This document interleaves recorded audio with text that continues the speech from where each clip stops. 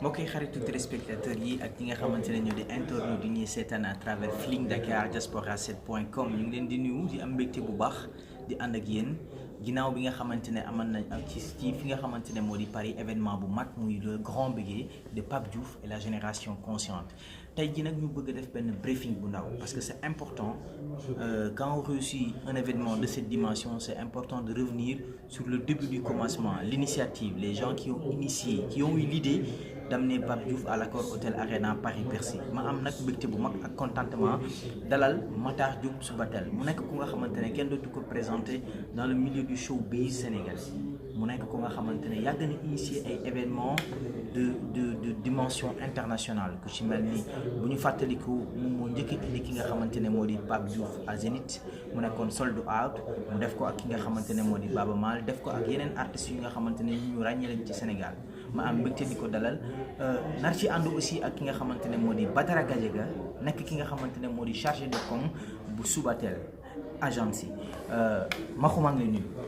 maa ngi lay fay Thierno. maa ngi am mbégte ak contentement di la dalal ginnaaw bi nga xamante ne yegg nañ ci le 14 octobre date la boo doon xaar de. dëgg la avant tout maa ngi leen di gërëm di leen sant ci coono bi ngeen def yëpp durant toute la campagne de promotion de cet événement donc di gërëm internetu Feeling Dakar yëpp Feeling Dakar nag moom mu ak diaspora di suñu frère Babacar Bamba partenariat bu naturel la ñu am ak ñoom bu naturel du tey parce que lépp luñ mës a def depuis bi ñuy ñëw di def combat mu doomu war jëf yëpp dañ ci indi bëri fii Bamba muy ci moom Babacar ak yow aussi donc voilà may remercier dama di gërëm ba pare di leen masawu coono parce que sonal lañ leen di wax ni nag dëgg la projet bi ñun ñoo ko initié biñ ko initié dañ sax ñaanoon yàlla dugg ci ak bismillahi rahmaani rahim génn ci ak alhamdulillahi rabbil alamin te suñu borom def nañu. Est-ce que yaa ngi fàttaliku comment est venue l'idée de vouloir organiser un Bercy pour Pape Diouf yaa ngi fàttaliku nan la idée bi ñëwee. waaw bon xam nga jàmm ak pexem yàlla dogal bi ñuy njëkk a def ak Pape Diouf événement Zénith 2013 li ñu paree rek ñi ma doon liggéeyal lañ moom parce que concert boobu dafa yéemoon ñëpp non seulement dañu def rideau noir kenn mënu tuloon dugg ba salle bi 4000 personnes mënu ci accéder bi ñu paree ñu doon liggéeyal ne comme que ñun lii test la woon yàlla def nañ ci jàpp léegi nañ jéem a xool nu ñuy songee Zénith Bercy man sama xalaatu bopp man Bercy bi c'est trop tôt bàyyi la ñu def Zénith 4 fois bu ñu ko defee 4 fois ñu doog a songu Bercy mu tombé xam nga suñu borom parfois day wax ak yow ci yeneen kàllaam bu dajee rek c'est parce que war na mën a nekk parce que loolu lañ doon ñaan mu tombé ñu am si Bercy ñu ne pourquoi pas ñu def idée bi noonu la ñëwee. léegi nga jël artiste bu mel ni Pape Diouf dem ak moom Bercy mu nekkoon nag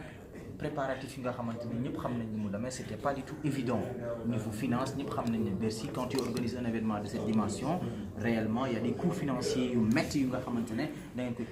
niveau préparation comment ça s'est passé c'était facile. non projet ñun mosuñu dugg ci projet bu yokk suñu borom sax moo njëkk a tere loolu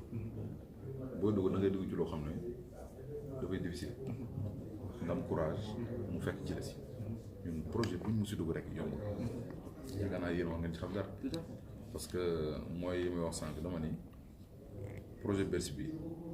ñu tegee suñu tànk Paris ci lañ ko réussir. lan nga bëgg a wax foofu. bi ñu tegee suñu tànk Paris. dañ ko réussir. am na ay sëriñ sax yu doon taxaw naa projet bi doon. ah bon. donc sant yàlla ñun suñu ay mbir teguñu ko ci loolu dañ ko teg ci loxo borom bi yaa ngi dégg parce que man pour man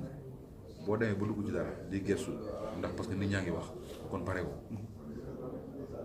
parce que buñ ciy dugg dañ naan suñu borom ñu ngi lay dénk ci li ñu dugg donc nit doo lekk dara yàlla pare dellu ginnaaw wala ngay am xel ñaar ñun lépp luñ mën ci dugg luñ ci am calcul luñ ci am demi-mesure dañuy foncer lu ñu am jël. bi nga tegee sa tànk Paris le Bercy réussir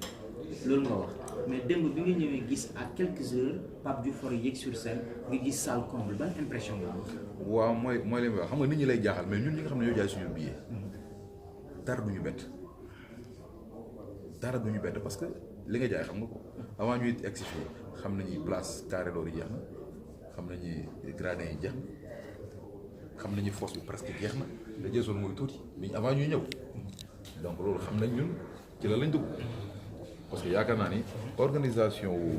li am Sénégal la ñu fi bokk parce que fii place yëpp dañ ko numéroté comme nga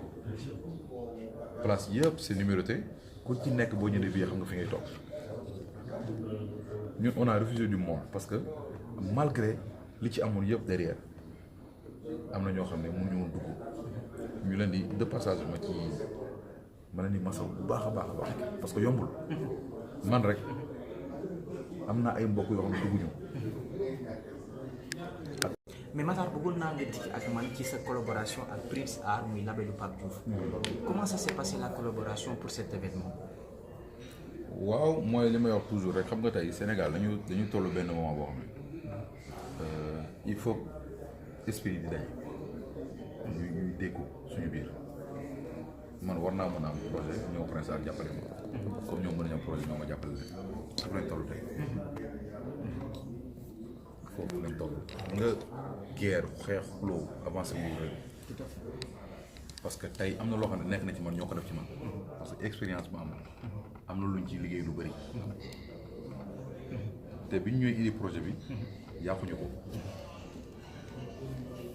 la preuve mooy jàppale nañu bañ egsi fii ñoom gis nga leen ci biir. tout à fait dëgg la nag suba teel moo organisé mais mel nañ ni ñoom ñoo organisé donc moo tax réussite bi delloo nañ leen ko parce que ñoom ñoo jàppale Pape Diouf ñu toll fii